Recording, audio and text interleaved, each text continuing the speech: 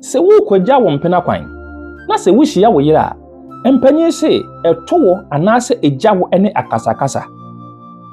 dua berema foro sani beyin frama kankan no se oba foro sani begya ne nan pa Messack of Wisdom me se wo ba akoro no ye bɔ na baso brode eka menko wo se na aduane na enso amansan a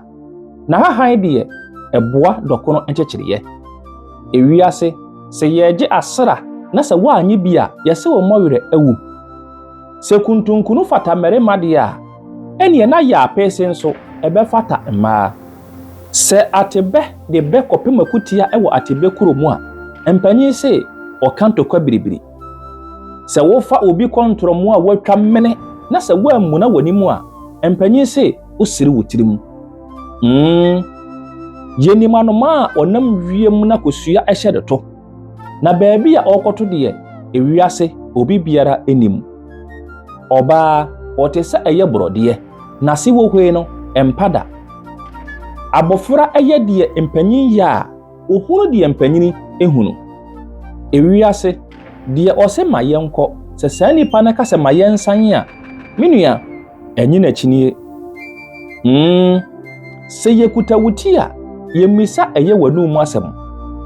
se de besin wo hwe no agigi wododomu no enye saa na bese no ne de etie mabusu ya panyine kura mpo na daka muntuma mayi atonwadi na wo abontinso ne ya mahia wo na mamentwa eye wo ntoma na no kakra emfanye kire mi kuro so a wo se da bi ewiase se wo wuo orebo na pesi a empanyin se odasani adini kobi se nkwakuo kura mpo no wokọ ahofe akansi a eye dan ya baako edi nkonim ansa na eye osebu amanfi obegidin no na adidibone wohwe no empanyin se eka ho bi dompe biara ni ho a esene adwonkuban ewiase tie se wo se nyina etutu firi wanu mu a wotachirema edimu ahurusie piao wei aye ebe ahodo bi no mu a mede ababe so monde